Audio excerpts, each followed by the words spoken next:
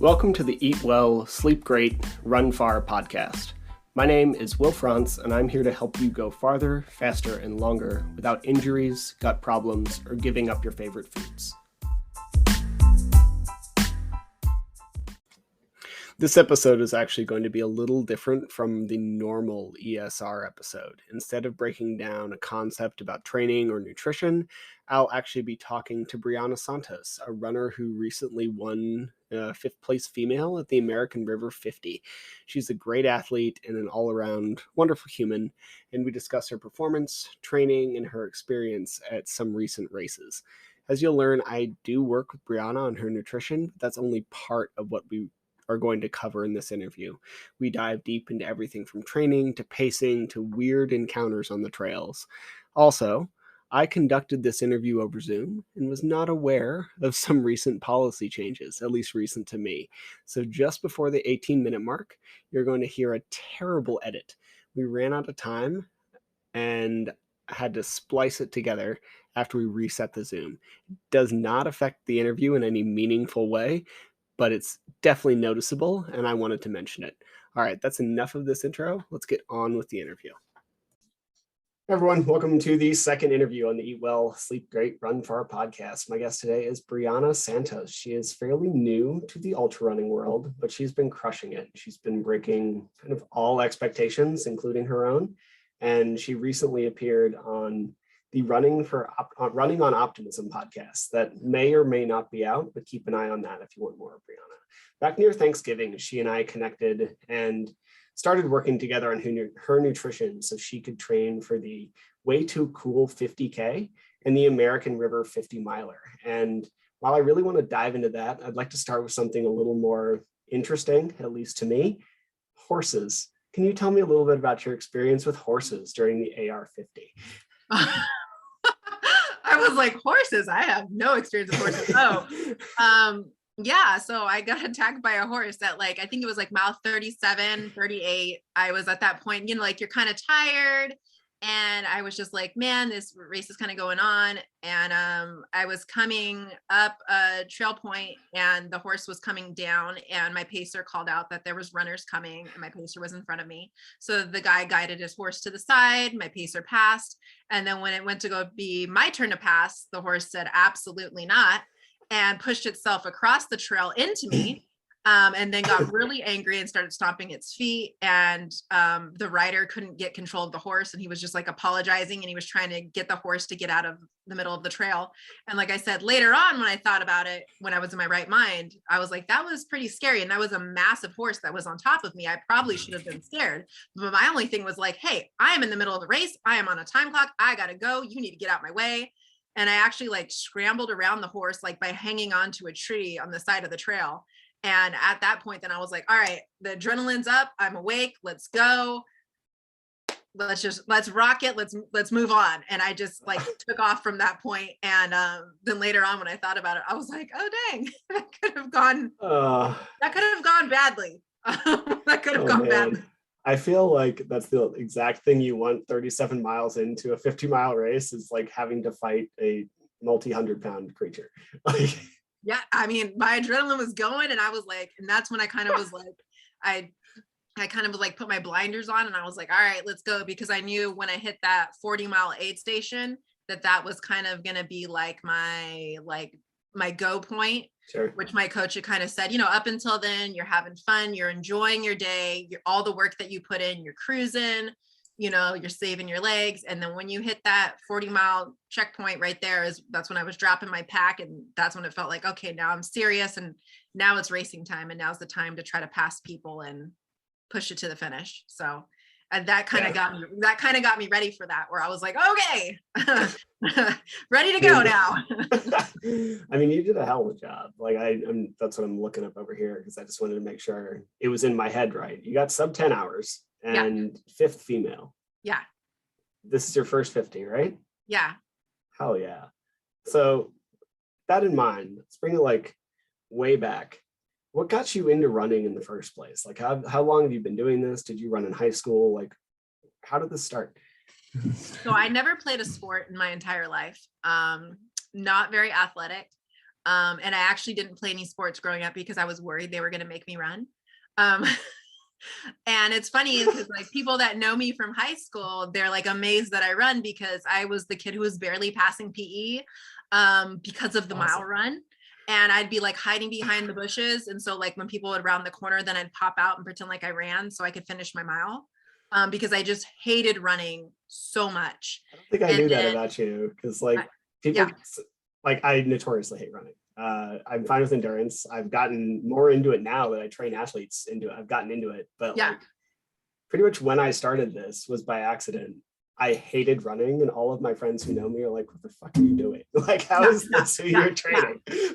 That's So people are awesome. like, what do you do now? What? And it was kind of just like in college, I started working out more. I was dating this guy at the time that was like a bodybuilder, big weightlifter. So I would go to the gym with him and I started working out. Then I started working at the gym and I taught like cardio kickboxing classes and things like that. Still didn't run because I didn't enjoy it. But I was like, okay, I'll do other types of cardio. I'll do some weights, things like that. And then when I got later on into college, I had like a guy that lived by me that would go running in the morning. So I started going with him like maybe a couple of times a week, just like run like a mile or two, but not really consistently. Running wasn't my focus. It was more like, it's just another form of cardio when I can't get to the gym or something like that. And then I met my husband. We started having kids, a lot of kids, whole lot of kids. How many And kids? Just for those who don't know, I have 7 kids. seven Um, kids. 7 kids, but 4 of them are biological and we had them all back to back. They're 15 months apart. So I was just constantly like pregnant and then pregnant and then pregnant. And so I kind of just stopped running or doing anything like that. And then we moved here to Travis Air Force Base. I started going to the gym, still never running because I hate running. Why would I run? Um, but then my youngest daughter, when she was born with a ton of health issues, and so I couldn't go to the gym anymore because she couldn't go to the childcare because she had a feeding tube, she has a trach, she has oxygen. That's a little bit too complicated, and I just basically put all working out and everything on the back burner. And really, it kind of came back 2020. My husband left on deployment and I thought, kind of most typical military spouses, hey, well, my husband's gone, I'm going to work out and I'm going to get in shape and it's going to give me something to do, something to focus on. But then I ended up, as everybody knows, the pandemic, and then all of my kids were home all of the time. And it was like, okay, any plans that I had to do anything, now all my children are here all the time. And I realized that I needed to get out of the house because I was doing workouts in the house, but I needed to get out of the house to get some me time to just kind of like decompress. And really the only way to do that was be like, I'm going to go for a run. And so I'd be like, I'm going to go for a run at night when they get into bed. And I'd go for a run, or maybe in the morning, like if I had one of the nurses here, I'm going to like, hey, I'm going to go for a run. So I'd be like, I'm just going to run like 2 miles. I go run 2 miles. I come back and I'm like, it's only been 20 minutes. That's not long enough. Oh my gosh. I still have things in my brain that I need to work out. I'm still stressed. That's not long enough. So then it became, okay, well, I'm going to go run 4 miles so I can have a little bit more time. Then it was like, that's not long enough. And then it just kind of slowly progressed to where it was like, okay, I could run like 10 miles. And I was really excited when I reached kind of like that point right there. I was like, oh my gosh, I can run 10 miles. But then it was at that point that I went in to have surgery to get my ostomy. So then it was like, no, now I'm not running at all again. And I was so worried, like, man, I worked so hard to build up to 10 miles. Now I'm not running. So I started walking. So like in the hospital, as soon as I had surgery, I'm walking. I get home from the hospital, I'm walking, and it was like I could walk like to the end of the street and then I needed to take a nap. But it was like I'm walking, and I worked up to where I was like walking 9 miles a day. And I just have to split it up. Like I could walk 3 miles in the morning, then I'd have to come back, like maybe relax, rest. And then it was like, okay, after lunch, I could go walk another 3 miles. And these are very slow walking miles. Sure. And then it was like at night, then I could go walk another 3 miles, but it was just slowly progressing. And then I started trying to get back into my routine. Whereas I normally get up like at 4 a.m. and I would go run or whatever before my kids go to school. So I started going back into that routine. Like, okay, I can't run yet, but I'll get up at 4 a.m. and I'm going to go walk. And I'm going to go try to walk as many miles as I can in the amount of time that I have before I have to get back and get the kids ready for school. And then when I hit about 6 weeks after, which was January 2021 is when I got clear to start running again. So that's when I kind of started seriously running. Whereas before it was kind of like, oh, well, I'm just going to run because I need to get out of the house. And I didn't really care about pace or my time, and I didn't really have any goals. Like I wasn't trying to like look at doing races or anything. I wouldn't even have called myself a runner, or definitely not an athlete. But it was after that in January 2021 where I was like, you know what? Like I'm enjoying this, and I think I want to try to run a half marathon. That was my goal, is I want to run a half marathon, because my sister said, I'm going to come out to California for Mother's Day and let's run a half marathon. And I thought, oh my gosh, there's no way I can finish a half marathon. I better start doing some training. So I started trying to train because I wasn't sure if I would finish that half marathon. And this was Mother's Day 2021. And and then I ran the half marathon, and then I thought, you know what? That wasn't that bad. I could do that. Maybe I want to run a full marathon. And I thought, that's insane. I would never run a full marathon. But I thought, you know what? Let me just try to train for one, but I won't actually commit to running one. But let me just try to train for one. Then, of course, if you're training for something, eventually you're like, well, now I want to do it. Of course. So then I ran my first marathon in August, Santa Rosa Marathon of 2021. Yeah.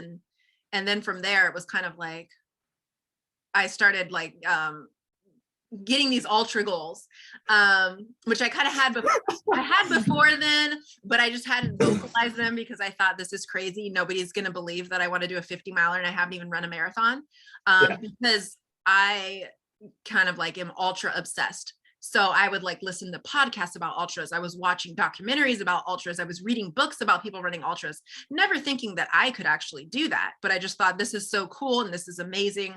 I love reading it. Like I was like, oh, reading Scott Jurek, Dean Karnazes, things. I was like, wow, this is crazy. And I love reading these stories, but I never thought that I could do it. And then I read this lady named Janet's book, who was like in her 40s, never worked out at all, and decided that she wanted to run the American River 50, and got a coach and worked from the ground up, like not running anything at all to running a 50 miler. And I thought, wow, I'm in better shape than her. I already do more than that. I could run that. And I was like, American River is right here in my backyard. It's right here. And this is this amazing race. And I started reading more about it, and I saw like, oh, Sally McRae, like that was like one of her first ultras was American River 50. And I just kind of became obsessed with AR 50. And then I was in my local running store, Fleet Feet, one day getting new shoes. And I noticed that one of the people in the store had an AR 50 shirt on. And I was like, who's that guy? And they were like, he's the head running coach. He runs the trail group here that's about to start. So I joined the trail group. Because I was like, well, I've never ran on a trail before. And as he would tell you, is I got lost like 8 out of the 9 runs. The only one I didn't get lost on was hill repeats, because I'm really good at not getting lost on a hill repeat, because you just do the same hill over and over. So I was great at that. And I just kind of just joined so I could just slowly pick his brain about it and learn more about the race and the experience. But I never told anybody that I wanted to do that, because again, I hadn't even run my first marathon. Sure. And then after I ran my first marathon, I thought, wow, that was a little bit harder than I thought. It didn't quite go I thought it was going to go, which is when I started talking with you. As I was like, hey, I have another marathon coming up. I don't want the same experience as the last one, where I was so worried that I was going to have a problem with my ostomy. I didn't eat anything during the entire time. And, the last mile I was considering, jumping into the ditch. And then I was like, and I had just had this whole conversation with myself where I was like, I can't quit, because everybody is waiting for me to finish. And I told everybody I was going to do this, but if I fall into a ditch, nobody's going to blame me that I didn't finish. They'd be like, Brianna didn't quit. She fell into a ditch. Of course she didn't finish her marathon. Yeah. And I had this whole conversation with myself about jumping into the ditch, and then that would be a good excuse to not finish. Obviously I didn't end up doing that. I ended up finishing, but I realized afterwards, like I might need to actually think about my nutrition and fueling, which I never considered before, or hydrating, because I didn't know anything about that. I just kind of just went out and ran. I didn't eat anything. I didn't take food with me. I didn't pay attention to anything like that. If I was thirsty, I drank water when I got home, and that was about it. And then as I started doing more reading, and I thought, I have really big goals. Yeah. I need some help with that. And that's when I reached out to you, and we started working together. And we put together that fueling plan for CIM that I had in December, which went so much better. And I didn't even have a time goal for that, but it was like, I felt fantastic. I finished, I felt great. I recovered super quickly. And then it was at that point where I was like, okay, I'm going to start vocalizing some of these ultra goals. And that's when I had that Tower Torment challenge for my birthday. For sure. And I mean, you crushed that marathon, just to pause. Like, that was, considering your previous experience, like, savage improvement, right? And like, it's amazing what a little fuel can do. And then if you're looking at the tower, like, explain that real quick. Also, explain that tower really fast. So here locally, we have our trails. We have a Pina Adobe, and we have the tower, which it's 1.5 miles up to the top of the tower, 1.5 miles back down. And it's not flat, just to put that out. Yeah, it's not. And I'd hiked it many a times before, walked it with my kids, and I thought, well, that's not that bad, that's not a big deal. Never tried to run it. And then some of my running friends that I had made throughout my experiences since I started like running a little bit more, they put together this Tower Torment challenge, and it happened to be a week before my birthday. And I was trying to think, how do I want to celebrate my birthday this year? I'm turning 34. That'd be really cool if I could run 34 miles. And they put together this Tower Torment challenge, which is tower repeats. So you run up to the top of the tower and you run back down. And it was 10, which 10 times would be a little bit over 8,000 feet of elevation. And it was about like 33 miles and some change. And I thought, well, if I do that and then add like, loop around the parking lot, that'd be 34 miles. Like, no problem that I've probably never even ran like over 1,500 feet of elevation before.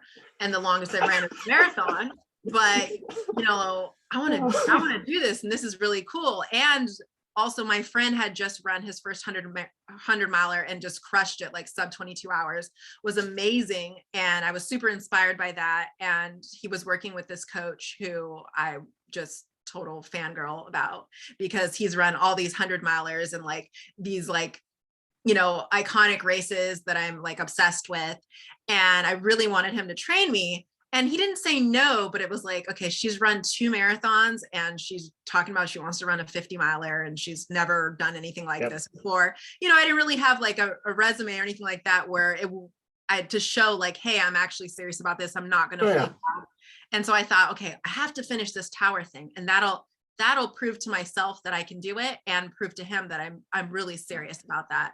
So I finished the tower thing. I got in my 34 miles, over 8,000 feet of elevation. It took me just under 8 hours, which, by the way, I'm going to do it again this year for my 35th birthday. Obviously, I'm doing 11 repeats so I can get to 35 miles, and definitely going to do it quicker this year. Oh, yeah, you are. You're going to do great.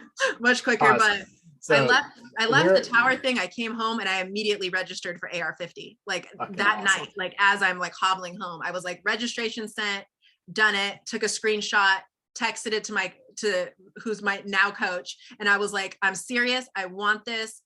Go look at my Strava. I just finished the tower thing. This is what I want. And he looked at it and he said, okay, I'll write your training plan. We'll get started. Oh yeah. And you crushed it for sure. Cool. So Oscar said he was going to take you on and like send you for AR50, and you were good to roll. So I will say you are one of the few people who seems to like out of the box really appreciate the value for a coach. I mean, you have to, right? Like, why? Like, what made you do? I feel like, and I'm stealing this from someone, but is the head of ITRA, the International Trail Running Association, and he said that ultra runners tend to be a bunch of wild stallions, and like they feel the need to like run themselves crazy and learn things the hard way a lot of the time. And like, while I really respect that, it has also led me and like athletes I coach to a lot of injuries in the past and other shit. Like, what makes you really kind of appreciate the value for coaching so much? Well, I kind of did both. Since, when I was training for my first marathon, I did it on my own, and I was following my training plan. but also like if somebody invited me for a run, I was going for a run. Or maybe like my plan said that day I'm going to run 6 miles, and I was like, that's not a lot of miles. I feel good. I'm going to flip it around. I'm going to run 9. Or, hey, I'm supposed to run only 2 miles today. And I'm like, well, but somebody invited me to go run 5, so I'm going to just run 5. And so I was kind of a little bit reckless, and I did get injured. Sure. And then also I think the world of ultras kind of intimidated me, because for marathons, I was like, like I'll figure it out on my own. But then for ultras, I thought, okay, there's like a whole specific thing of like fueling and like aid stations. And it's just it's a different world, I feel like, than like road races, where like, I think not that like everybody runs marathons, but there's quite a bit of people like that you can meet, like if you go to the running store or something like that have run half marathons, run full marathons. And there wasn't many people that I know that run ultras. And I was thinking like, I'd love to run like 100-miler one day.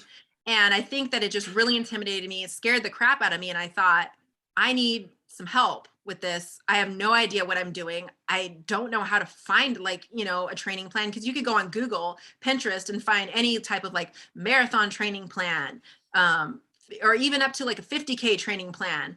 Sure. And after that, it was like, what the hell do I do? I'm reading and I see everybody does back-to-back long runs. Okay, I will do back-to-back long runs. Yep. So whatever my marathon training plan says I'm supposed to do this Saturday, I'm just going to repeat it again on Sunday. But I was like, I have no idea what I'm doing. And then seeing my friend completely crush his 100-miler, and he was already an absolute like wonderful runner. But seeing that he worked with a coach, I thought, that's what I need. I need a coach. I need help. And it has to be this guy, because he does all of the things that I want to do. And I see how well that he, how much he helped my friend. And I could see just working with you, how much having a nutrition coach helped me recover, feel so much better. I mean, in my time from CIM to Santa Rosa was only like maybe like a minute faster, not like a ton faster. But the difference was after Santa Rosa, it literally took me 3 weeks to recover. I felt like shit. And I mean, it took me like a week to even just like see a normal color again. You and I also gave like straight up explicit instructions on CIM to like not try to crush yourself, because you were trying to run some the tower thing like a week later. Like a couple weeks later. Yeah, 100%. No, I remember you like got slightly faster. Didn't. But I was like, I felt fantastic. Like I left and I was able to like, I was like, I could go out and run the next day. It was fine. Awesome. I came home, I was able to eat, like I was able to drink. I was like, oh, my pee is a normal color. That's a good sign. And I mean, we can, like, you mentioned you have an awesome mate, and like, clearly I know that, but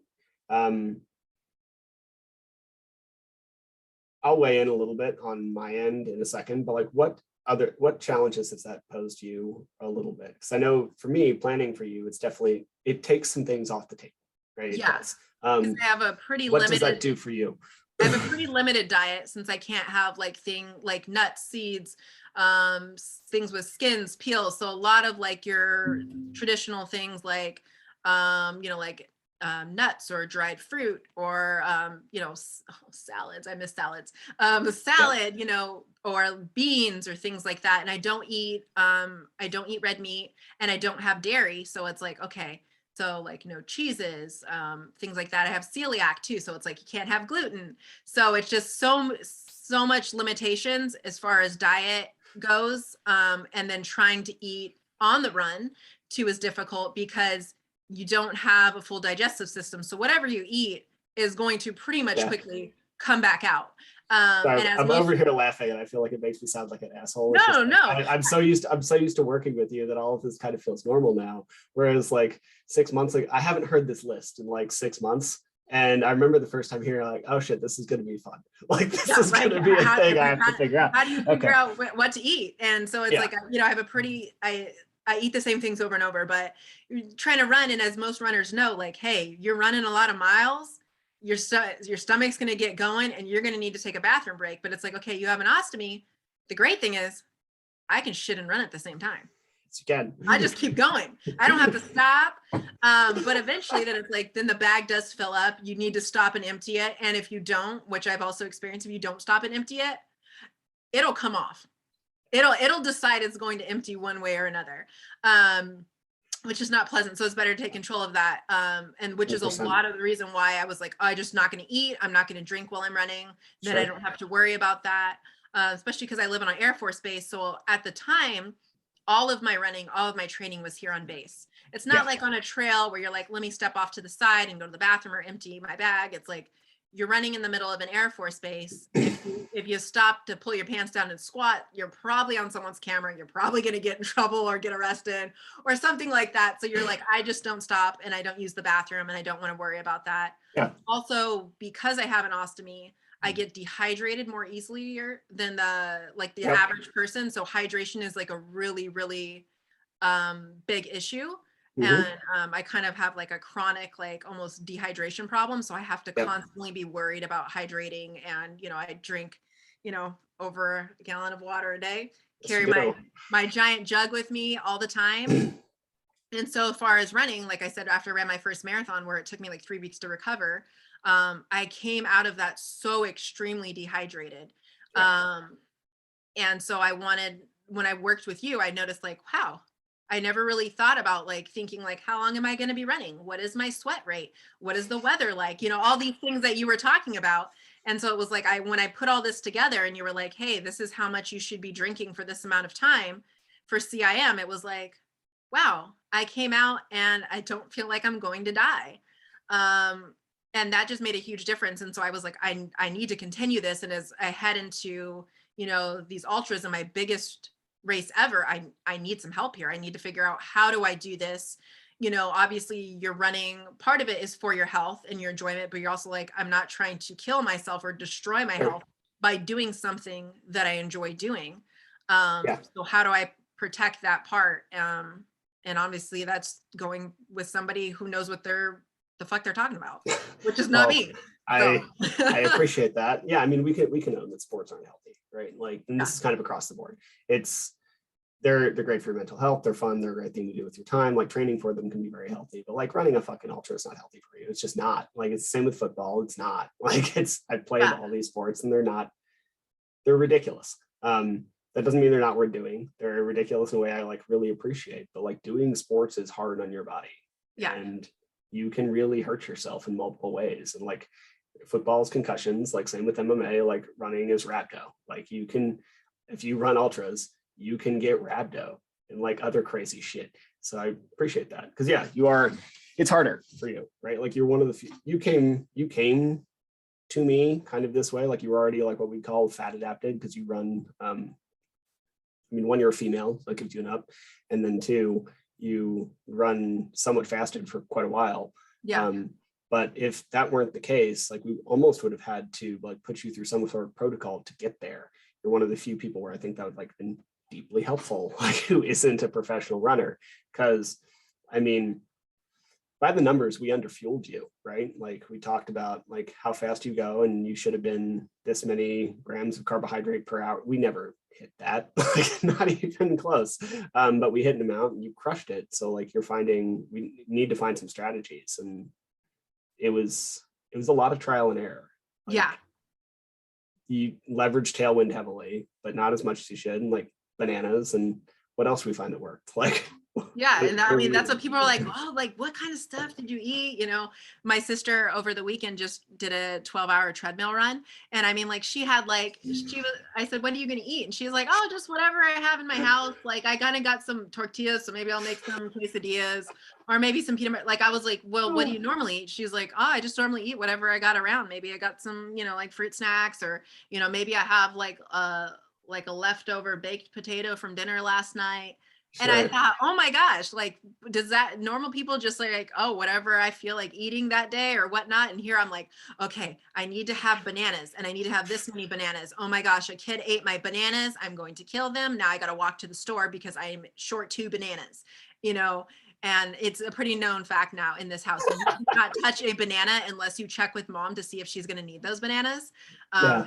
Training, especially during my peak week, I may have gotten like a little bit like, almost like bridezilla type about my bananas, about bananas, and it was like pretty well known at that point, like with my kids, like mom is training, mom needs Yeah. bananas, because that was really and still I think that's really the only solid food that I eat while I'm running. I Other think than that's that, right. pretty much everything is liquid calories other than the bananas, which worked really well. I was able to digest them. And Didn't we have, tried other shit, to be clear. Like yeah, it yeah. was liquid calories, goo, and bananas. We tried other shit, and it did not it did not I know. fly.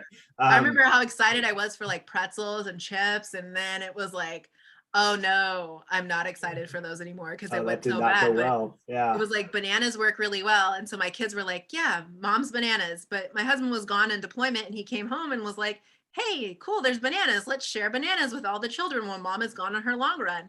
And it was like, no, it's back to back long runs. I have another long run tomorrow. I still Yeah. needed those bananas for tomorrow. Um, so now it's known, like in the Santos house, like if you see a banana, like it's mom's banana and you ask her if you can have one of her bananas, like, you know, because she needs the Oh, bananas. yeah. No, it, Limited choices. very, very key part to the training. On that note, like I wanted to get back to a couple fun things after this, but like looking at your training to for someone to go from like where you were to where you ended up recently, how on point were you with your training? How much did you miss? Like I saw your training every week. Oscar and I have very similar philosophies. Like clearly, it was like, oh, I would have written that. Yay. And then it's easy. But how many did you miss? Did you have to miss many? Did you do a bunch of extra shit that either of us like didn't direct you to do? Like, did you do lifting and cross training sessions? Like what did this look like? How closely adhered did you have to be? Like, how was all that? So number one, I did absolutely nothing that I was not supposed to do. I'm going to just put that out there because Oscar was very strict from the beginning that if he takes me on, that it's he's not going to waste his time. He Yeah. only works with a couple of people. You know, he's got a full-time job. He's a husband. He's a father. He's training other athletes. He's training himself, you know, for his goals. And if he's going to and take the time to write me a training plan, like I got to fucking do it Yeah. the way he writes it. Appreciate So, that. you know, he was like, I don't want to hear an excuse about it's raining, it's windy outside, it's cold. What did he say? He said, you can use the weather as an excuse where you show me the box on your registration for your race where you pick the weather that you want. And if that's not there, if you can't select the weather that you want on your race day, then you know what? You're going to train in whatever you train in, which was Yeah. not a problem. I don't mind running in the rain or things like that. Whatever. But you know, other than like, you know, like a kid emergency or a family emergency, there really shouldn't be an excuse why you miss a run. And he wasn't going to tolerate me missing runs or whatnot. Other unless I had like a really good reason. And so I wanted to say I did 100% of the training, but I missed one run in the Mhm. entire training plan. It was in my taper week. I had like a 2 mile run and my hip cramped up Yep. and I wanted to go run. I even like was walking Mhm. and I took a video of me jogging to send it to him to be like, hey, is this okay? Even though I'm limping. And he was like, you're tapering.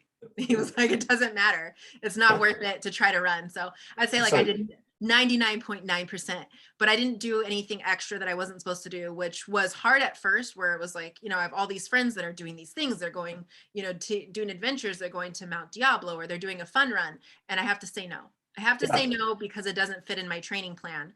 And after 100%. And I mean, that's really the one, right? Like it's that was the hard thing is because that's what I didn't do before, where it'd be like, this is my training plan.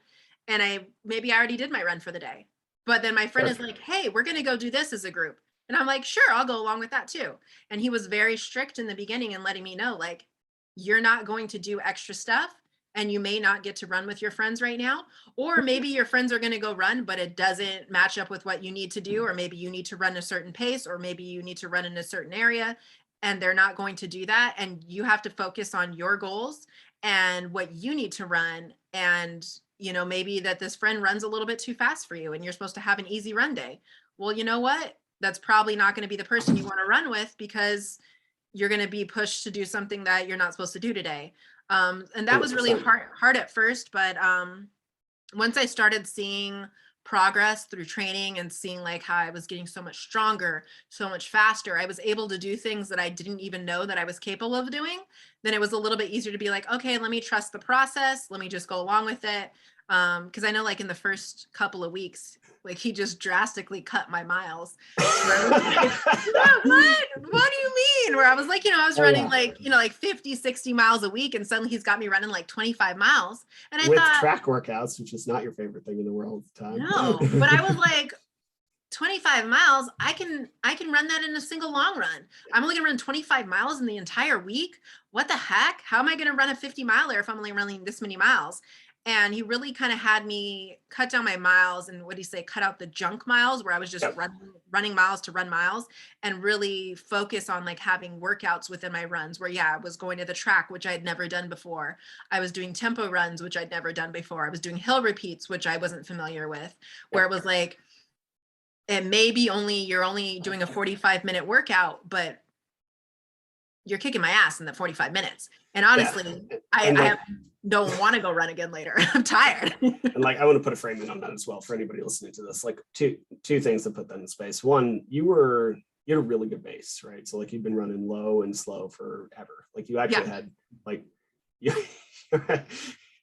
you and I are the opposite people, right? Like I'm fairly quick, I'm fairly fast. I have no aerobic base, and I've been working on that forever. You had that like aerobic function just solidly. You were slow. Like, Yeah. so he decided to make you really fast over a couple months, and it clearly fucking worked, as like Yeah. we saw an AR-50, and way too cool for that matter. Two, like you had this big goal, and one thing I remember, when you first hired him, I asked you like what his policies and stuff were, and they were basically the same as mine. Like, I want you to adhere to like 85% of the stuff I asked you to do, and don't do extra shit, because that's how you get Yeah. hurt. Yeah. It's Yeah. like, cool, he and I are going to get along great. This is Yeah. okay. And I like, he and I never really talked, but like, just, it's always a thing where if you're coaching someone who's also being coached for somebody, it's like, I kind of want to see what they're doing, and like, just easy peasy. Like all of his workouts made a ton of sense, and like this is the thing. And for you, it wasn't a just finish. Like you wanted to do well this race, and that's what this requirement was, right? Like that's Yeah. kind of And not even this well. I mean, I know when he asked me initially, he said, what is your goal? And I said, I would love to finish in under 12 hours. And then I the said, shit out of that. And then I said, it would be great if I could even finish in like 11 hours. And I thought I was maybe like being like too, like, adventurous, even with guessing that. And even before he even started training me, he had wrote like a goal based on like Yep. just looking at, my history and whatnot. And he said that he thought I could finish between 10:45 and 11:30. And then once we started working together and training, that goal kind of disappeared, and I never really saw like what he thought my predicted finish time would be. And then until like the end of training, and at the end of training, he said, I think you can finish in 10 hours. I think you could do a sub 10-hour finish, and I think you can get 10th place female. And he said it wasn't that I didn't know that I wasn't capable of that. He said I was capable of it all along, but I just didn't know it. And then once he kind of put that idea in my head, I thought, oh my gosh, I could like get a 10th place female. I could finish in under 10 hours. And that became like the driving force of like going forward that week into the race. And then during the race, when I was there, and I hit like, I think like when I hit that mile 40, which was going to be the last time I saw my crew and stuff, my husband said, Oscar says to tell you that, the 5th and the 6th girl look like crap. You're in 7th place, that you could take them. You could finish in 5th place. And I thought, I can finish in 5th place. Like already I was like, I'm in 7th. That's better than anything I anticipated. And then he's like, no, Oscar says your goal now is 5th, that you could finish in 5th, and that those girls look bad. And right then, like, that's kind of like that motivating, like, oh my gosh, he's like, you come in, you're looking fresh, you look good. And honestly, when I hit mile 40, I felt like I had brand new legs. I felt better at mile 40 than I did at mile 10. Where were you on your like nutrition on that? Like how easily were you able to follow all of that, and like how did the race go? Like let's kind of dive into AR-50 because before we get timed out on Zoom again. So we have plenty of time. It hasn't given me like 10-minute warning yet. But as far as like AR-50, how did that go? Both the running and the nutrition. dive into it a little bit. We can talk about anything from like toenails to meat grinders to like tips for pacers. Like, I'd love to hear any of that. Like, how did the race go? What did you follow? What were you maybe not able to do? And like, what did we get? So we put together a really solid fueling plan, which was going to be, so the way the AR50 is set up is you run about the first half before you get to see anyone. So it was like right before like mile 28-ish, which was going to be the first time you get to see like your crew, or you could pick up a pace or anything like that. There are like aid stations until then. Yeah, there's aid stations in between there, but that was going to be kind of like, for me, that was kind of like the checkpoint type thing where, so my goal was I was going to run with a pack, and based off like CIM, I knew that if I filled a bladder with water, that it would last me about 4.5 hours, which I was looking to hit that first half in about 4.5 hours or so. Yep. And that matched your hydration needs pretty well too. Like yeah. you got fairly blessed with weather, right? Like it's right on that border where we were kind of worried it was going to get hotter, and then it wasn't. So like that nailed. It was warmer than I anticipated, but it wasn't too bad. It was like 79 that day. Yeah, but like 2 weekends prior, you were on your final long run, and you and another athlete I had running got their asses kicked because it was like 90. So it wasn't that. Yeah, and especially because I normally run at like 4 a.m, so I'm used to like 40 degrees, and I'm wearing gloves, and it's windy and it's dark, and it's like now all of a sudden I'm running and it's sunny and I'm sweating, and so the last couple of weeks Oscar had me do some kind of like heat adaptation training where I had to run in the middle of the day, and it sucked because I was like, I don't want to run right now. I should be done with my run. I like to get my run done first thing in the morning, and then it's not hanging over me. I'm done. I don't have to try to fit it in around kids' schedules and appointments and things. But obviously it was necessary, and I needed to do that. And it worked out well on race day, because even though when I did start to feel a little bit hot, I was like, dang, it's hot. And then I was like, I sat in the sauna for 45 minutes. So this is not that bad. It brought me back. I was like, it's not as bad as that. But yeah, on race day, I had a full bladder of water, which my plan was to drink that entire bladder of water. And then when I saw my crew at that halfway point, to refill the bladder of water. And then I also had my tailwind in a flask mixed, and my plan was to finish that entire flask of tailwind measured out the way that we had come together, which was 1.5 scoops per hour, based on like the amount of calories that I was able to tolerate that we figured out during training. And like you said, we never got to the amount of calories that we wanted me to be able to intake, but that kind of seemed to be like the point where it was like, hey, this is as close as we can get without upsetting her stomach. Yeah, and we got really close to clear, like end of the, just for everybody else listening, this, but like we got really close. So like I would have really liked to target the basic 250. Right? I mean, I would have liked more. Brianna, you're really fast, right? So like we had talked about, ideally we'll go even higher. Never got even close to that. We did probably get over 200 though, because of your bananas. So yes, that's what I was gonna say. And my bananas, my lovely bananas, which are still like a big staple in my diet. I just love bananas. But I also leveraged dew a little bit. Am I wrong? Yes. There? Yeah. Cool. Towards the end. So for the first half, I had a flask of tailwind, my bladder of water, and I had half a banana every hour. And then when I got to that halfway point, I refilled my bladder. And I actually had a little bit of stomach issues during the race. And a lot of it comes from that first half. I was a little bit nervous, and I was definitely pounding my tailwind maybe a little bit quicker than I normally should, just because I was nervous and I was like, don't want to fall behind. And that first half took me longer than I anticipated, because it was kind of marketed as like the first half is a road marathon and it's all flat and on roads, and then the second half is a trail marathon. And that's kind of where it gets difficult.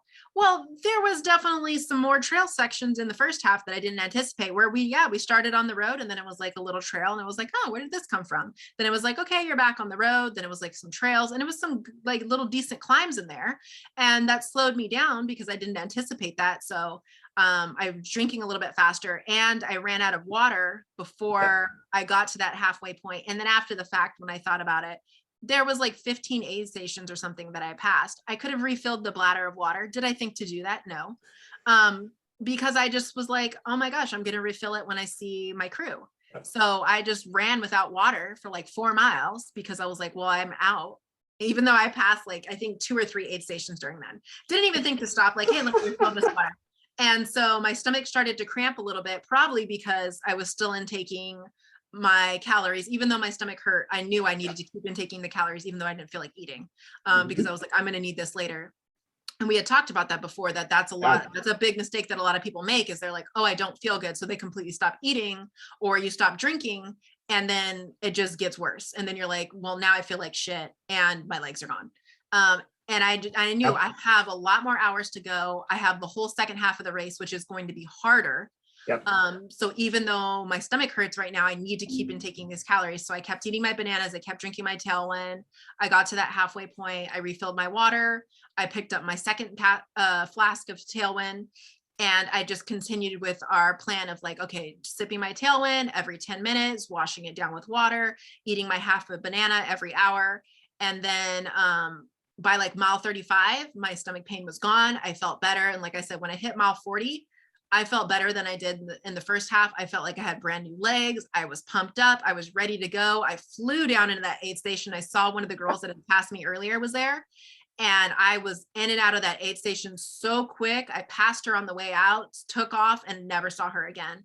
But when I got to that mile 40 aid station, my plan had been, at that point, I was going to drop my pack and I was going to pick up a handheld of water bottle that I could just refill at the aid stations if I needed to, which I did end up needing to refill it because it did get so much warmer. I refilled it like maybe 2 more times. And then at that point too was, okay, I'm done with the Tailwind. I'm done with the bananas. I've done the things that we had talked about doing, stuck to my plan. And now I have my gels. And I ended up taking 2 gels, I believe, in that last 10-ish miles. I took one a couple of miles in and then another one before my final climb, because for the race, the final 3 miles are all uphill. So I took my final gel before that climb. And then other than that, I had my handheld of water that I continued to drink, and I refilled it at the last couple of aid stations, got a little bit more water.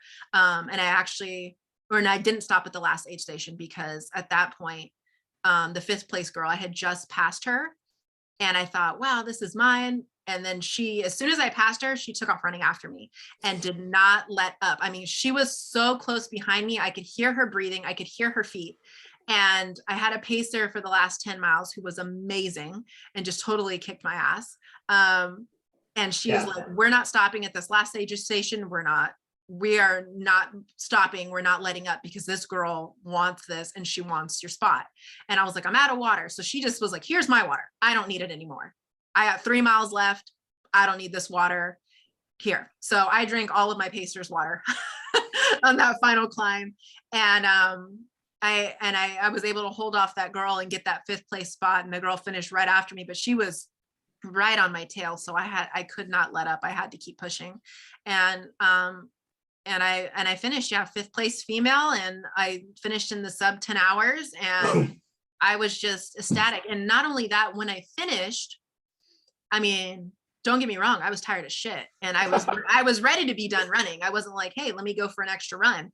But if the race had been longer, I could have kept going. Like, I wasn't about to die. I was tired, but my legs still worked. Whereas I've had a lot of runs towards the end where your hips, your legs lock up, and it doesn't matter how fast you want to move, your legs just will not move anymore. And I never got to that point. And I credit a lot of that to obviously my training and preparing my body, but my hydration and my nutrition was on point and exactly what I needed. And if I had needed to go farther, I could have.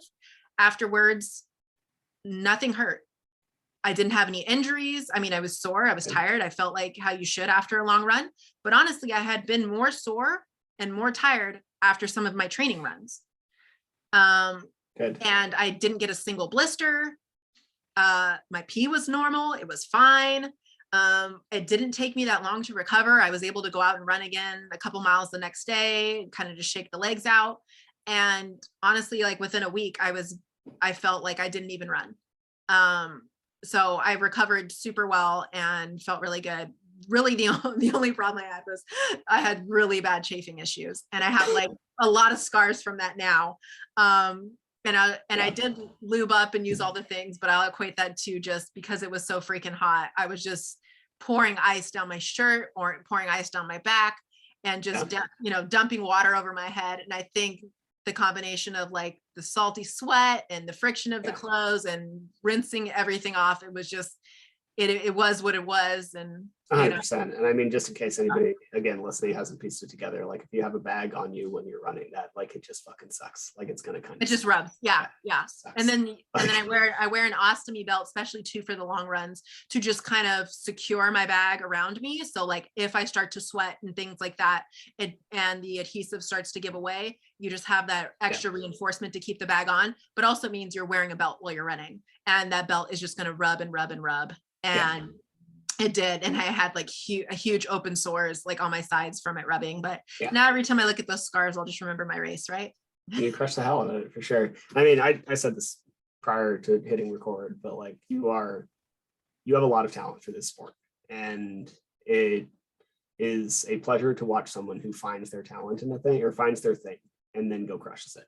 And I think you're going to go really far in the ultra world. And on that note, like we have 7 minutes before Zoom kicks us off. What's the future for you? Like you really, I think people should keep an eye out on you. What's next? Where are you going next?